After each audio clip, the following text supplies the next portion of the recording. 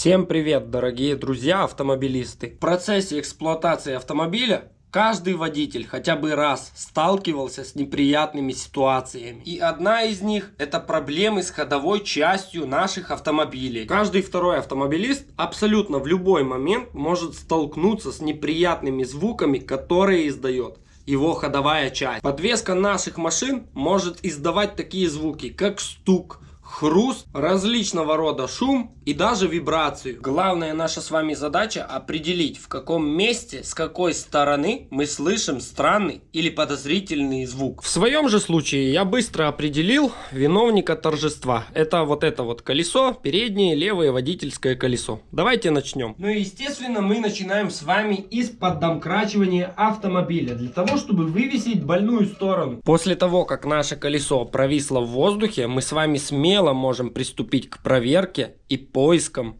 странных звуков. Ну и самым простым и легким способом это будет просто покрутить колесо. И о чудо! Мы слышим что-то непонятное и что-то неприятное. Следующим этапом такой простой проверки будет взять двумя руками колесо, одной вверху, другой внизу, и просто его пошатать. Следующим этапом, конечно же, мы с вами выкручиваем болты. Затем снимаем колесо для более детального осмотра. Сняли колесо и наблюдаем вот такую вот чудесную картину. Мы с вами обнаруживаем вот такой вот интересный звук, который может издавать наш автомобиль в процессе движения. Далее нам с вами, для того чтобы точно посмотреть и убедиться, в чем же у нас проблема, нужно снять тормозной суппорт. После того как мы с вами открутили тормозной суппорт, откручиваем фиксаторы тормозного диска. Снимаем вот этот вот защитный колпачок и потихоньку откручиваем гайку ступицы. И только после этого снимаем все то, что нам нужно. Вот в таком вот состоянии наш подшипник, в таком вот плачевном состоянии его корпус. Выбиваем старенькие обоймы и старенький комплектик. Вычищиваем ступицу. Нужно максимально очистить от старой смазки. Ну и для того, чтобы нам все прекрасно было видно. Также идем в магазин и покупаем новенький комплектик ступичных подшипничков.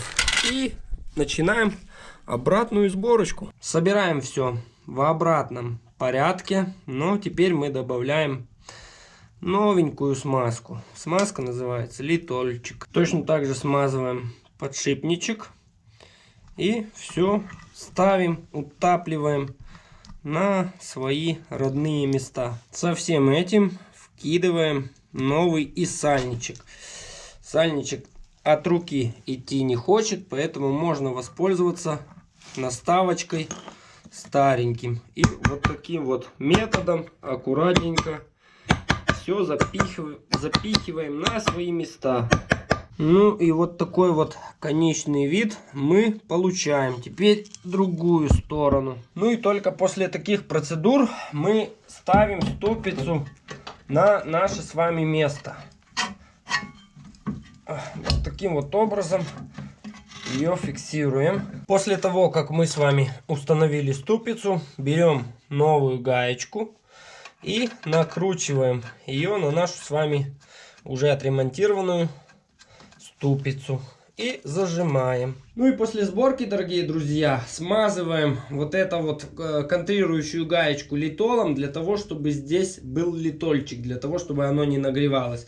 И проверяем наше с вами колесо. Так как только поставил колодки, они немного трут, нужно несколько раз нажать на педаль тормоза, тогда все разойдется. Но в целом мы видим, что у колеса появился свободный накат, отличнейший, и нету никакого пошатывания, болтания и телепания.